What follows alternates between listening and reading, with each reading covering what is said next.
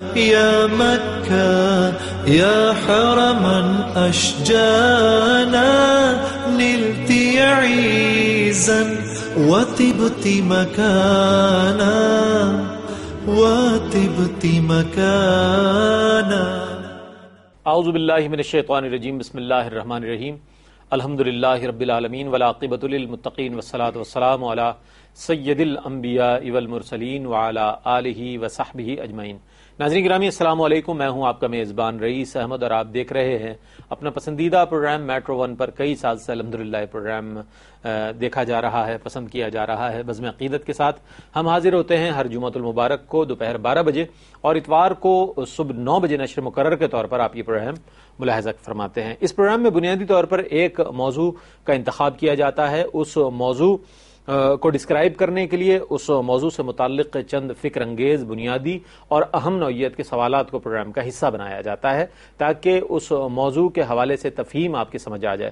آپ جانتے ہیں کہ ماہ ذی الحج میں الحمدللہ فرزندان توحید جو ہے وہ حج بیت اللہ کی سعادت حاصل کرتے ہیں. گزشتہ پروگرام جو ہم نے کیا اس میں ہم نے کوشش کی کہ طریقہ حج سے متعلق اور حج کے لیے جو تیاری ہے حجاج اکرام کی وہ کیسی ہونی چاہیے، حج کے لیے کن باتوں کا جاننا ضروری ہے، حج کے حوالے سے مفسدات کے حوالے سے ہمیں معلوم ہونا چاہیے، مکروہات کے حوالے سے ہمیں معلوم ہونا چاہیے، اور وہاں پر زیادہ سے زیادہ کیا ہمیں اپنی زبانوں پر کن کلمات کو رکھنا چاہیے، کس طرح غصے پر قابو پانا چاہیے. وہ دیگر ایسے موضوعات اور مختلف سوالات کو ہم نے پروگرام کا حصہ بنایا کہ جو گزشتہ پروگرام میں آپ نے دیکھے. لیکن ناظرین آج کا پروگرام جو ہے وہ بہت اہم پروگرام ہے جس میں ہم مسائل حج پر بات کریں گے.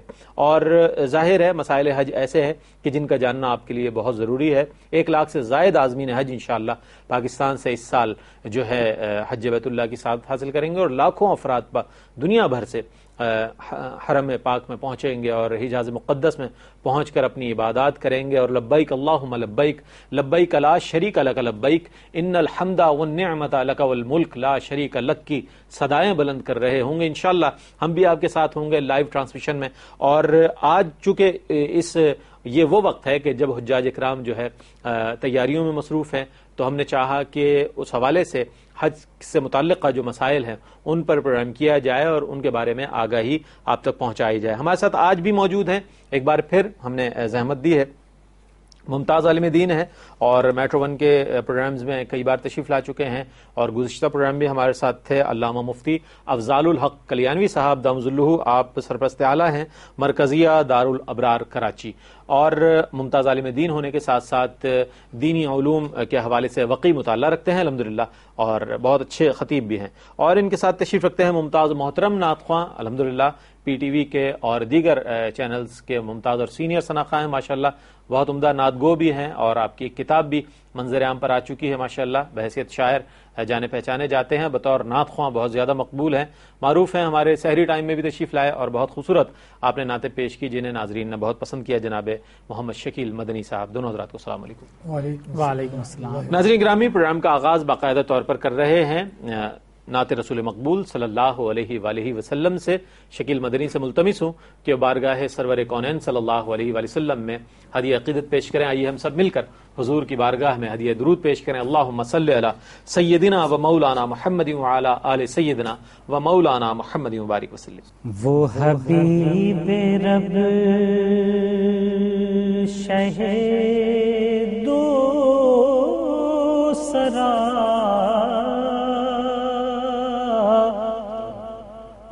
وہ شعور و فکر کی آگہی،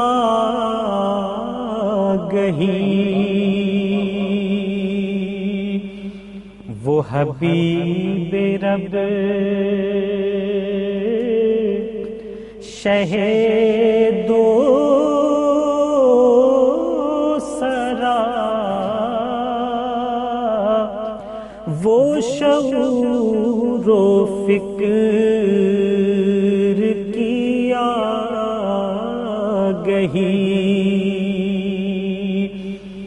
وہی نور حق وہی شمع جان وہی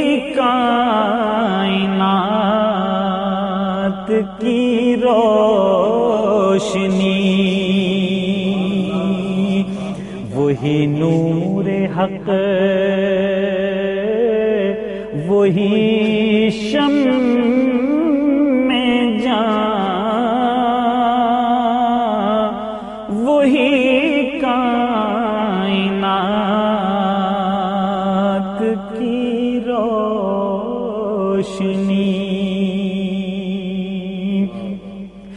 وہ دیار جود و سخا کہو، وہ مدینہ شہر وفا کہو،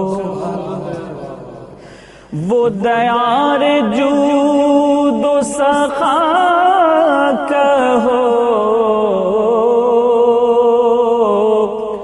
وہ مدینہ شہر وفا کہو۔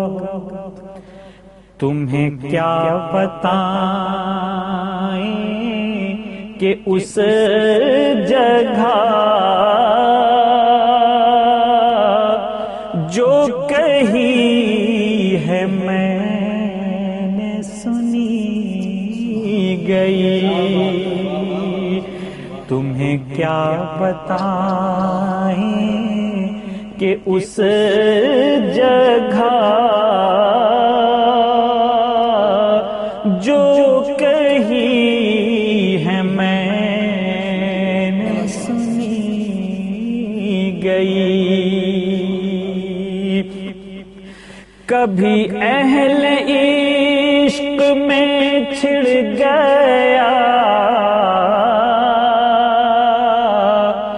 جو بیان سیرت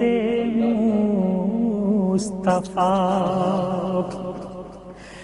کبھی اہل عشق میں چھڑ گیا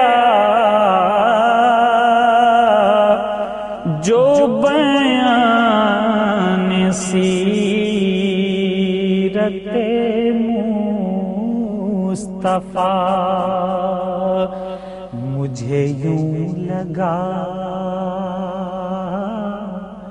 کوئی روشنی میرے قلب و جان میں اتر گئی، مجھے یوں لگا کوئی روشنی میرے قلب و جان میں اتر گئی، بجز ان کے ہیں کوئی اور بھی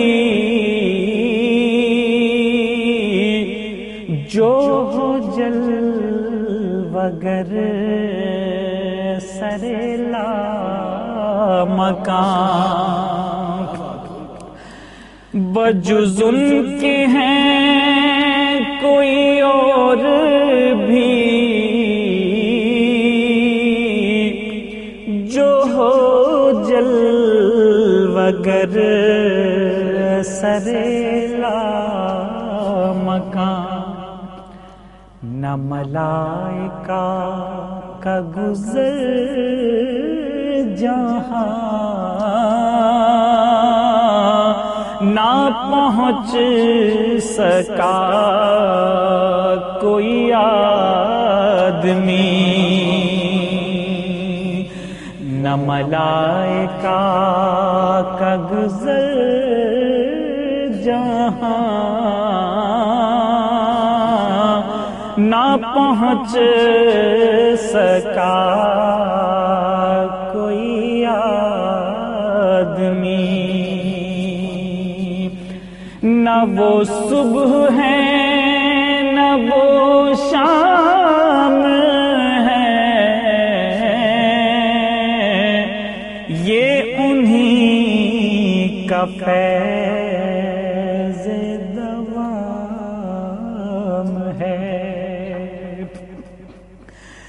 نہ وہ صبح ہے نہ وہ شام ہے، یہ انہی کا فیض دوام ہے۔ میرے الجھے کام سلجھ گئے، میری بگڑی بات سنور گئی، میرے الجھے کام سلجھ گئے، میری بگڑی بات سنور گئی، اور فقط آنسوؤں کے سوا کہاں میرے پاس حسن عمل کوئی، فقط آنسوؤں کے سوا کہاں میرے پاس حسن عمل کوئی، یہ شکیل فیض ہے نعت کا، میری بات پھر بھی بنی رہی، یہ شکیل فیض ہے نعت کا، میری بات پھر بھی بنی رہی، وہ حبیب رب شہ دو سرا، وہ شعور و فکر کی آگہی، وہی نور حق وہی شمع جان، وہی کائنات کی روشنی۔ اللہ بارگاہ رسالت مآب صلی اللہ علیہ وآلہ وسلم میں جناب شکیل مدنی اپنا لکھا ہوا خوبصورت کلام بہت ہی خوبصورت انداز میں پیش کرنے کی سعادت حاصل کر رہے تھے۔ ناظرین گرامی، وقت ہوا ایک مختصر سے وقفے کا، وقفے کے بعد ہم آپ کی خدمت میں ایک بار پھر حاضر ہوں گے، انشاءاللہ سوالات کی طرف جائیں گے، مجھے امید ہے آپ ہمارے ساتھ رہیں گے۔ يا مكة يا حرما أشجانا نلت عيزا وطبت مكانا وطبت مكانا يا مكة يا حرما أشجانا نلت عيزا وطبت مكانا وطبت مكانا۔ خوش آمدید ناظرین، آپ دیکھ رہے ہیں پروگرام بزم عقیدت۔ رئیس احمد 11@gmail.com پر آپ اپنی رائے بھیجا کرتے ہیں، میں چاہوں گا کہ آپ اپنی رائے سے ہمیں آگاہ کرتے رہیں۔ آج مسائل حج کے حوالے سے بات ہوگی انشاءاللہ۔ مفتی افضال الحق کلیانوی صاحب ممتاز عالم دین ہمارے مہمان ہیں، ان کے ساتھ تشریف رکھتے ہیں شکیل مدنی صاحب، جو کہ بارگاہ رسالت مآب صلی اللہ علیہ وآلہ وسلم میں ہدیات عقیدت پیش کرنے کی سعادت حاصل کر رہے ہیں۔ مفتی صاحب یہ فرمائیے کہ بحیثیت مسلمان ہمیں یہ معلوم ہے کہ ارکان اسلام میں حج ایک بنیادی اور اہم رکن ہے، لیکن وہ لوگ کہ جو صاحب استطاعت نہیں ہیں ان کے بھی دل میں یہ خواہش رہتی ہے کہ وہ بھی حج بیت اللہ کریں، بلکہ کبھی کبھی تو یہ بات بھی محسوس کرنے لگتے ہیں کہ ہم حج نہیں کر پا رہے باوجود تمام ذمہ داریوں کے کہ جو ان پر ذمہ داریاں عائد ہیں۔ تو یہ فرمائیے کہ حج کے فرائض کی شرائط کیا ہے؟ میں چاہوں گا اس کے حوالے سے فرض ہونے کے اعتبار سے۔ جی بسم اللہ الرحمن الرحیم، نحمده ونصلی ونسلم علی رسولہ الکریم اما بعد. اس میں دیکھیں پہلی جو بنیادی بات ہے وہ یہ ہے کہ حج کس پر فرض ہوتا ہے، یعنی صاحب استطاعت کون ہے. اس میں ایسا شخص جس کے پاس پورے کے پورے جو ہے سفر حج کا جو خرچ ہے وہ موجود ہو، اور ساتھ ساتھ یہ کہ جو اس کے ذمہ داری میں جو اس کے اہل و عیال ہیں، گھر والے ہیں ماتحتی میں، ان کا سارا خرچ موجود ہو، جتنا یہ سفر پر رہیں گے اس حوالے سے یہ تمام چیزیں موجود ہوں تو ایسا شخص جو ہے اس پر حج فرض ہو جاتا ہے. ٹھیک ہے. اور خواتین میں یہ ہے کہ جب تک ان کا محرم ساتھ میں اس کا خرچ موجود نہ ہو یا محرم ساتھ نہ ہو اس وقت تک حج کی فرضیت کا معاملہ نہیں آتا. وہ ایک الگ مسئلہ ہے جو ابھی انشاءاللہ ضمن آ جائے گا محرم اور غیر محرم کے حوالے سے خواتین کے لیے. تو اس میں اس طریقے سے حج جو ہے وہ فرض ہو جاتا ہے. اب یہ کہ جو ہے نا جب آدمی کے پاس اتنا خرچ موجود ہو کہ سفر کر سکتا ہے اور وہاں جا کے حج کر سکتا ہے اور پیچھے سارے جو ہے نا جو اس کی ماتحتی میں ان سب کو دے سکتا ہے تب بھی حج نہ کرے تو یہ شخص جو ہے سمجھ لیں کہ جو ہے نا ایک طرح کا مجرم ہے شرعی طور پہ. اچھا اس میں جو ایک اہم پہلو ہے وہ یہ ہے شرعی اعتبار سے کہ حج وہ ایک مسلمان عاقل بالغ عاقل ہو بالغ ہو. عاقل کا مطلب ہے کہ مجنون اور دیوانے پر نہیں ہے. بالغ کا مطلب ہے کہ نابالغ پر حج فرض نہیں ہے. ٹھیک ہے. اسی طریقے سے جو ہے مسلمان کا مطلب یہ ہو کہ غیر مسلم اس پر نہیں ہے. ٹھیک ہے. تو اسلام بھی مسلمان ہونا بھی شرط ہے. تو یہ بنیادی مطلب جو ہے نا ضروری چیزیں ہیں. تو یہ ہے تو اس کے بعد پھر یہ استطاعت. ٹھیک ہے. ضمناً 2-3 سوالات اس میں. وہ شخص کے جس کے گھر میں جوان بیٹیاں موجود ہیں کیا وہ ان فرائض کی ادائیگی سے پہلے حج پر جا سکتا ہے؟ اگر وہ چیزیں مطلب جو ہے نا اس کی اس میں ہے کہ ترتیب وار وہ ادا کر رہا ہے ایسی صورتحال ہے تو وہ ادا کر لے یا مطلب فرائض سے سبکدوشی حاصل کر لے. لیکن اگر وہ اس کے بعد ایسا مطلب ذمہ داری کے معاملات موجود ہیں اور اس طرح کی جو مطلب بتایا استطاعت کی کیفیت تو ایسی صورت میں اگر اس پہ یہ حج فرض ہو گیا ہے تو اس کو جلدی حج ادا کر لینا چاہیے.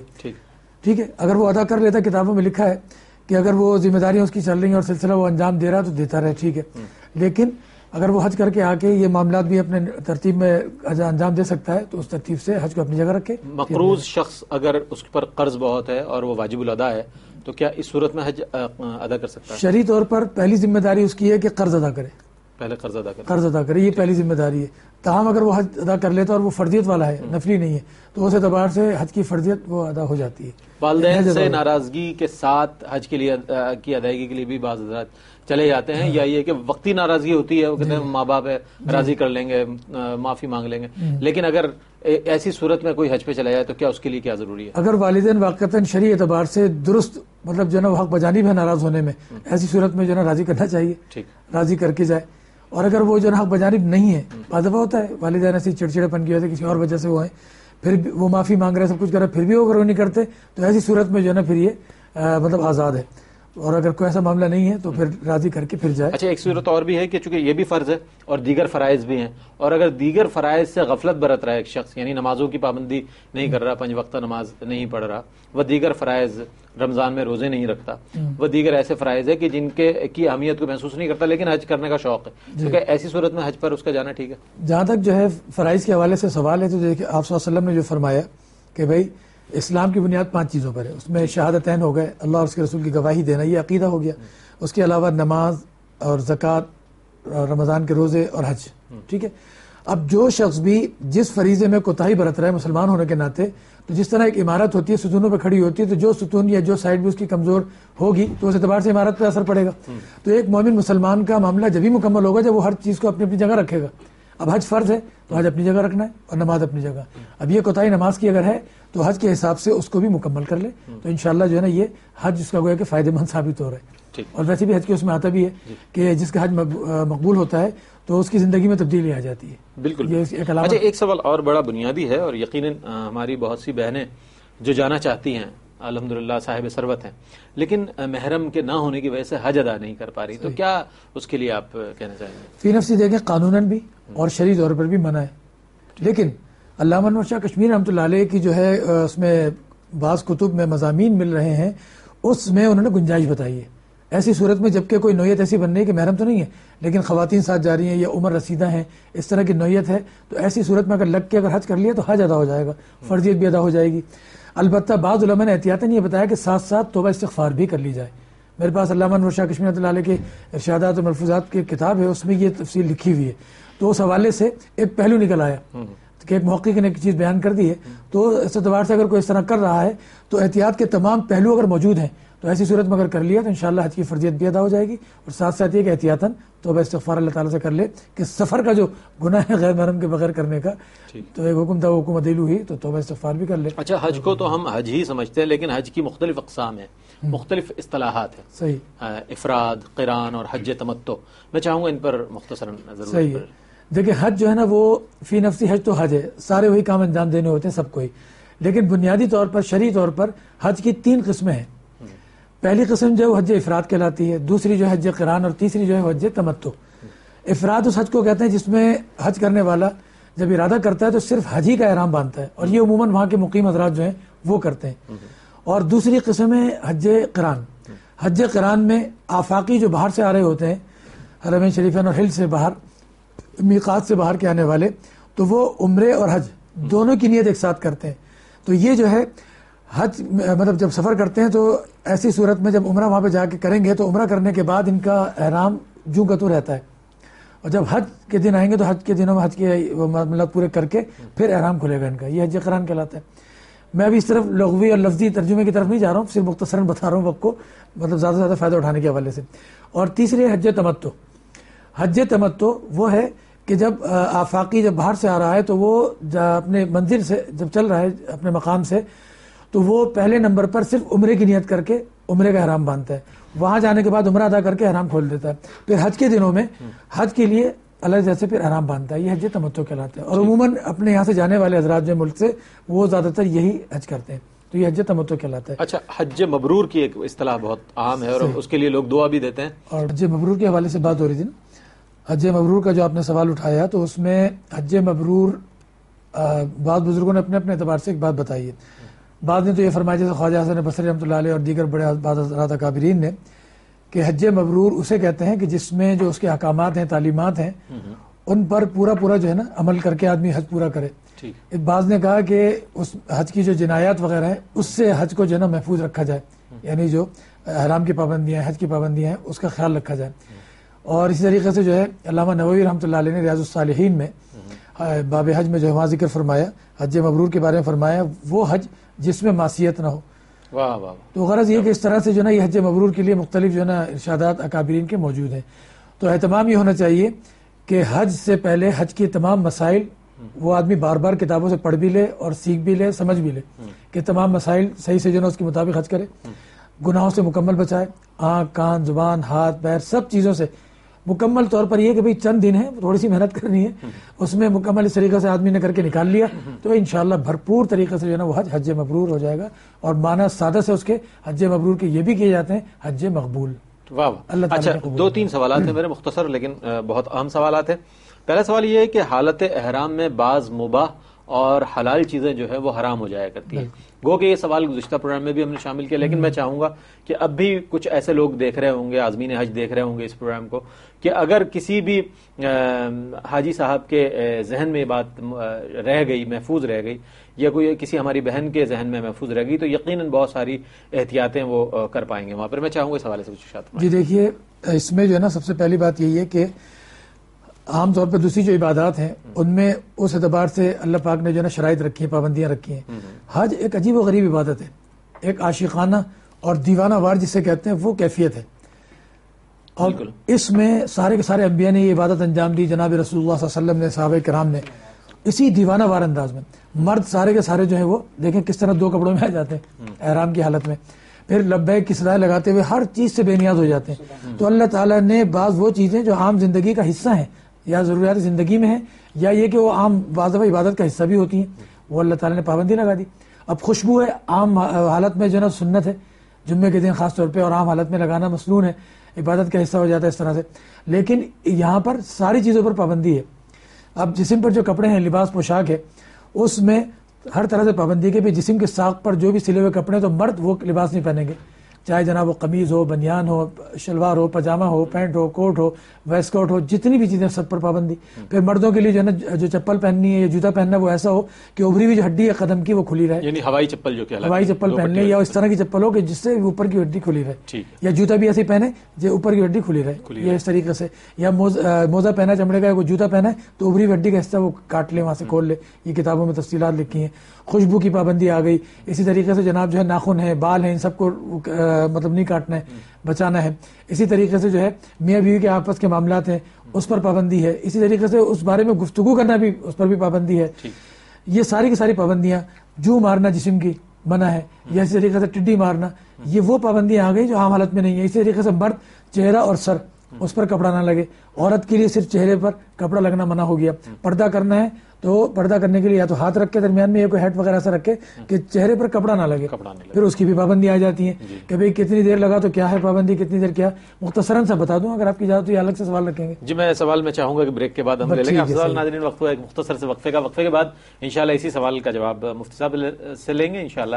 مجھے امید ہے کہ آپ ہمارے ساتھ رہیں گے. يا مكة يا حرما أشجانا نلت عيزا وطبت مكانا وطبت مكانا يا مكة يا حرما أشجانا نلت عيزا وطبت مكانا وطبت مكانا.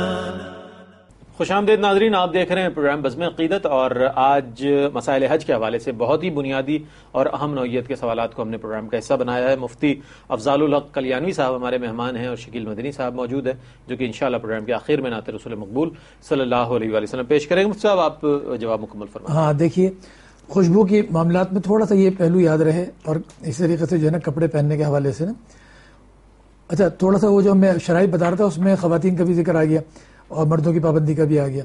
خوشبو کے حوالے سے جہاں تک بات ہے اس میں یہ خیال رہے کہ جو چیزیں پکانے والی ہیں، جو پکتی ہیں اس میں خوشبو ڈالتے ہیں. مثلا جیسے جو ہے الائچی ہے، زعفران ہے، مشک ہے، امبر، اس طرح کی چیزیں ڈالی جاتی ہیں، کیوڑا ہے، عرق گلاب وغیرہ. جو پکانے والی چیزیں ہیں وہ اگر آدمی نے کھائی ہیں تو اس میں تو حرج نہیں ہے، چاہے وہ پکانے میں شامل کر کے پکائی گئی ہیں یا اوپر سے ڈالی گئی ہیں، کھا سکتا ہے. ایک دوسرا اہم پہلو کہ بعضی چیزیں ایسی ہوتی ہیں جو پکائی نہیں جاتی ہیں لیکن کھانے میں آتی ہیں، جیسے چٹنی وغیرہ ہیں، اچار وغیرہ ہیں، اس میں خوشبو اگر وہ خوشبو غالب ہے تو اس اعتبار سے معاملہ پھر جو ہے نا دم کا آ جاتا ہے، احتیاط ضروری ہے. مغلوب ہے تو اس صورت میں جو ہے نا کچھ صدقہ وغیرہ آ جاتا ہے. اسی طریقے سے پینے کی چیز جو ہے، پینے میں بڑی اہمیت کے مطلب حامل معاملات ہیں. پینے میں احتیاط برتنی ہے. اگر خوشبو مغلوب ہے تو صدقے وغیرہ پہ معاملہ ہو جائے گا، لیکن اگر خوشبو غالب ہے تو ایسی صورت میں دم لاگو ہو جاتا ہے، تو اس میں بھی احتیاط برت لیں. اچھا اسی طرح سے کپڑے کا معاملہ ہے، جو کپڑا پہن لیتا ہے آدمی، تو اس میں جو ہے نا 24 گھنٹوں میں سے دن کو الگ شمار کیا گیا، رات کو الگ. مثلا ہم جو ہے نا 24 گھنٹے لگاتے ہیں تو 12 گھنٹے مثلا یہ پورا ایک دن شمار ہوتا ہے. اگر کسی شخص نے کپڑے پہن لیے، مرد نے، ایسے جس کی مطلب پابندی ہے جو مطلب پہننے، اگر گھنٹے سے اندر ہے تو کچھ صدقہ دے دیا کام چل جائے گا. گھنٹہ بھر یا اس سے اوپر ہوا، گھنٹہ بھر بھی اگر ہو گیا گھنٹہ، تو پھر ایسی صورت میں صدقۃ الفطر کی مقدار صدقہ آ جائے گا. اور اگر یہ پورے دن کی مقدار بن گئی، چاہے وہ کوئی سے بھی ٹائم ہو، لیکن جیسے دن یا رات کے پورے ایک حصہ جو بن جاتا ہے، مثلا 12 گھنٹے میں مثال کے لیے کہہ رہے ہیں، اگر اتنا کسی نے پہن لیا تو پورا دم دینا پڑ جاتا ہے، پورا دم دینا پڑ جاتا ہے. اسی طرح خوشبو کا معاملہ ہے کہ اگر کوئی ایسا عضو جو پورے عضو کی مقدار خوشبو لگی تو ایسی صورت میں معاملہ دم کا ہو جاتا ہے، احتیاط برتنی ہے. معمولی سی کوئی خوشبو تھی، اس میں چھوٹی موٹی کسی حصے پہ لگ گئی تو الگ معاملہ ہے، لیکن بار بار لگی ہے کچھ اس طرح ہوا تو اسی صورت میں حکم الگ ہیں جو کتابوں سے تفصیل سے دیکھے جا سکتے ہیں. ٹھیک ہے، میں یقیناً یہی درخواست کروں گا آپ کی وساطت سے بھی اور اپنی طرف سے بھی درخواست کروں گا کہ جو حجاج اکرام جا رہے ہیں وہ طریقہ حج سے متعلق ضروری معلومات ضرور حاصل کریں تاکہ آپ کو حج کے صحیح معنوں میں لطائف حاصل ہو سکیں. آخری سوال آج کے پروگرام کا وہ یہ کہ حج بیت اللہ ادا کرنے والے عازمین حج جو پاکستان سے جا رہے ہیں اور دنیا بھر سے جا رہے ہیں، حج الحمدللہ ادا ہو گیا ان کا، روضہ رسول پہ حاضری کا معاملہ ہے. تو روضہ رسول کی حاضری کس طرح ہونی چاہیے؟ اور ہمارے جو بعض کہنے والے ہیں اور بعض اسپیکرز ہیں، بعض اسکالرز ہیں، وہ اس حوالے سے بہت زیادہ اہمیت دیتے ہوئے نظر نہیں آتے اس کو، تو اس کی اہمیت کے حوالے سے کچھ ارشاد فرمائیے. ہاں دیکھیے، فی نفسی جہاں تک بات ہم شرعی اور جو ہے نا فقہی اعتبار سے کریں گے تو ظاہر ہے شرعی اور فقہی اعتبار سے جو اسلامی تعلیم ہے وہ ٹھیک ہے کہ وہ حج کا ایک حصہ نہیں ہے شرعی طور پہ، لیکن بات آ جاتی ہے غلامی کی حیثیت سے اور ایمان اور ایک مومن مسلمان ہونے کی حیثیت سے اور عاشقی کی حیثیت سے، تو یہ ساری باتیں جو ہے نا پھر معاملہ آ جاتا ہے قانون وفا اور جفا کا۔ وفا کا جو تقاضا ہے پھر وہاں پر تو جو ہے نا ظاہر ہے کہ کوئی بھی شخص کیسے ہی جو ہے نا گرا پڑا بھی ہوگا تو وہاں تو پھر جو ہے نا آپ صلی اللہ علیہ وسلم پر جو ہے نا جانے قربان کرتا ہے، سر جانے لٹاتا ہے، پورا خاندان سب کچھ ہی لٹا دیتا ہے، سیدنا صدیق اکبر کو دیکھیں بالکل سبھی کچھ لٹا دیتا ہے۔ یا آج تک آپ صلی اللہ علیہ وسلم کی جو نا امت کی شان چلی آئی ہے اور چلی اور نام سے رسالت کے مسئلے پر آج بھی دنیا دیکھتی ہے، پوری امت ایک ہو جاتی ہے، لوگ کہتے تو ہیں لیکن جو ہے نا اس موقع پہ دیکھا جاتا ہے۔ تو اس حوالے سے ساری باتیں ہیں۔ تو روزہ اقدس پر حاضری وہ عاشقانہ معاملہ ہے اور جی سمجھ لیں کہ جو ہے نا اس کے بغیر ایک چیز جو ہے نا روحانی طور پر ادھوری ہی لگتی ہے۔ پھر آپ یہ دیکھیے کہ یہ اکابرین نے بات فرمائی کہ اسلام کا قبلہ وہ کعبۃ اللہ ہے، کیا بات کہ بھئی ہم نماز پڑھتے ہیں تو بیت اللہ کی طرف رخ کر کے نماز پڑھتے ہیں اور سارے معاملات اسلامی اعتبار سے قبلہ و کعبہ اسلام کے اعتبار سے اس سے جڑے ہوئے، لیکن ایمان کا قبلہ کیا بات وہ جناب رسول اللہ صلی اللہ علیہ وسلم، آپ ایمان کا قبلہ ہیں، ایمان کا قبلہ، اسلام آپ ہی سے چلا ہے، بے شک آپ صلی اللہ علیہ وسلم ہیں تو سب کچھ ہے، سب کچھ ہے، آپ صلی اللہ علیہ وسلم پر ایمان وہ سب پر ایمان لانے کے مترادف ہے کہ بھی سارے انبیاء پر، آسمانی کتابوں پر، اللہ تعالیٰ پر، آخرت پر، جنت دوزخ پر، سب پر ایک شخص سب پر ایمان لانے کا دعویٰ کرے اور آپ صلی اللہ علیہ وسلم پر نہ ہو، سب چیزیں کل عدم ہے، اتنی مطلب بڑی اہمیت کی بات ہے۔ تو جناب رسول اللہ ایمان کا قبلہ جناب رسول اللہ صلی اللہ علیہ وسلم حضور نے فرمایا کہ بھئی اسلام یہاں سے چلا ہے، پوری دنیا میں گھومے گا، مدینے میں آ کے مکمل ہو جائے گا، اور سانپ سے مثال دیا آپ نے، جس طرح بل سے نکلتا ہے گھوم پھر کے واپس اپنے بل میں ہی آ جاتا ہے، اور یہ جو ہے نا ریاض الجنہ کی جو وہ لگی ہوئی تختیاں اس پر بھی حدیث مبارکہ لکھی ہوئی ہے وہاں پر۔ تو غرض یہ کہ اس طریقے کے معاملات ہیں، تو وہاں جب جا رہا ہے تو اس کے لیے بڑا اہتمام ہونا چاہیے۔ جہاں تک معاملات ہوں تو اس میں قرآن کریم مسجد مطلب مکہ مکرمہ میں مسجد حرام میں ختم کریں، مدینہ منورہ میں ختم کریں ایک، اور اس کے علاوہ کلمہ طیبہ، درود شریف، ان کا پورا اہتمام رہے، لیکن خاص طور پر روزہ اقدس پر جانے کے لیے کم سے کم بھی 10,000 مرتبہ، 70,000 ہو جائے تو سبحان اللہ، لاکھ سوا لاکھ ہو جائے اور بھی اچھا ہے، تو درود شریف کا اہتمام کیا جائے خاص طور پر اس سفر میں۔ درود ابراہیمی پڑھیں، دیگر درود پڑھیں اور بکثرت صلی اللہ علیہ وسلم، اس طرح سے 10,000 یا اس طرح جو بھی اللہ تعالیٰ توفیق دے پڑھ لیں۔ پھر جب وہاں پہنچیں تو باقاعدہ پاکی کا، طہارت کا، نئے کپڑوں کا، سب کا اہتمام کریں، خوشبو کا اہتمام کر لیں، پورا اہتمام کر کے پھر جو ہے روزہ اقدس کی طرف یا مسجد نبوی کی طرف بڑھیں کہ وہاں پر بڑی فضیلتیں ہیں۔ مسجد نبوی کی 40 نمازوں کی فضیلت کہ بھئی جس نے جو ہے لگاتار 8 دن 40 نمازیں تکبیر اولیٰ کے ساتھ پڑھی تو جناب آپ صلی اللہ علیہ وسلم کی شفاعت ملے گی، جہنم سے آزاد ہو جائے گا۔ روزہ اقدس پر حاضری، حضور نے فرمایا جس نے میری قبر کی زیارت کی گویا اس نے میری زیارت کی، اور جس نے اس طریقے سے میری زیارت کی تو نفاق سے بری، جہنم کی آگ سے بری، اور اس طریقے سے جہنم سے نجات ملے گی۔ تو یہ بڑی بڑی بشارتیں آئی ہیں سنن ابن ماجہ وغیرہ دیگر کتب میں۔ آج کل اس پر بھی بڑا مسئلے ہو گئے، ہم ان علمی بحثوں میں لگ گئے کہ یار یہ حدیث ضعیف ہے اور فلاں ضعیف ہے۔ اللہ کے بندو، ضعیف میں اور موضوع میں فرق رکھو، گھڑی ہوئی حدیث اور ضعیف حدیث۔ ضعیف حدیث جو ہے وہ فضائل کے باب میں سارے محدثین کا اتفاق ہے کہ فضیلت کے باب میں ضعیف حدیث کو جو ہے نا لیا جا سکتا ہے۔ اور پھر ضعیف حدیث کیا ہے؟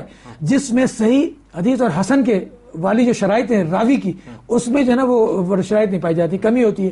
اور پھر ضعیف حدیث جو ہے حدیث نہیں ہوتی بلکہ راوی میں وہ چیزیں کم پائی جا رہی ہیں۔ حدیث ضعیف نہیں ہوتی، حدیث تو حضور کا ارشاد ہے، حدیث تو حضور کا ارشاد ہے، ہم اس کو ضعیف کیسے کہہ سکتے ہیں؟ وہ ضعیف کیسے ہوگی؟ تو بہت بڑا گستاخ ہے جو حدیث کو ضعیف کہے، بھئی راوی میں وہ چیزیں کم ہیں، تو اس اعتبار سے تو بہرحال جناب رسول اللہ صلی اللہ علیہ وسلم کے ارشاد تو آپ کے ارشاد ہیں، تو بے شمار حدیث ہے، ہم ان بحثوں میں نہ پڑھیں، ہم تو یہاں معاملات کریں وہ جو غلامی کا حق ادا کریں، جو درجے بلند پڑے اور غلامی کا حق بالکل۔ بہت اچھی بات کی آپ نے مفتی صاحب، آپ کا بہت شکریہ۔ مفتی افضال الحق کلیانوی صاحب آپ کا، شکیل مدنی صاحب آپ کا بہت شکریہ۔ ناظرین گرامی، پروگرام کے آخر میں شامل کریں گے نعت رسول مقبول صلی اللہ علیہ وآلہ وسلم۔ مفتی صاحب کی اسی بات پر پروگرام کا اختتام کر رہے ہیں کہ اسلام کا جو قبلہ ہے وہ کعبۃ اللہ ہے بلا شبہ ہے، اور ایمان کا جو قبلہ ہے وہ ذات رسالت مآب صلی اللہ علیہ وآلہ وسلم ہے۔ اس کے ساتھ ہی اپنے میزبان رئیس احمد کو اجازت دیجیے، آخر میں نعت رسول مقبول صلی اللہ علیہ وآلہ وسلم پیش فرمائیں گے جناب شکیل مدنی۔ اپنے میزبان رئیس احمد کو اجازت دیجیے، انشاءاللہ آئندہ پروگرام میں ایک اور اہم موضوع کے ساتھ اور علماء دین کے ساتھ آپ کی خدمت میں حاضر ہوں گے، تب تک کے لیے اللہ حافظ۔ شایان نبی کیسے کوئی مدح سرا ہو، شایان نبی کیسے کوئی مدح سرا ہو، سرکار کی توصیف کا حق کیسے ادا ہو، سرکار کی توصیف کا حق کیسے ادا ہو۔ ہادی کوئی ایسا جو صداقت ہو سراپا، مصلح کوئی ایسا جو امانت میں کھرا ہو،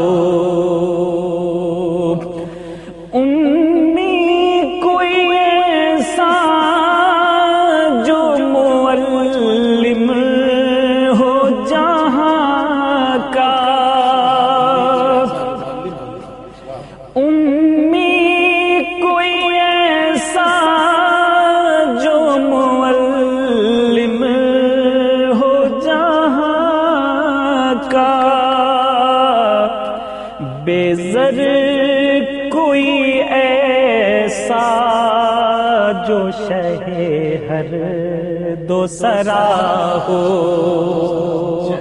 بے زر کوئی ایسا جو شہ ہر دو سرا ہو، ایسا کوئی سلطان کہیں دیکھا ہے تو نے، ایسا کوئی سلطان کہیں دیکھا ہے تو نے، مٹی کا دیا جس کے شبستان میں جلا ہو،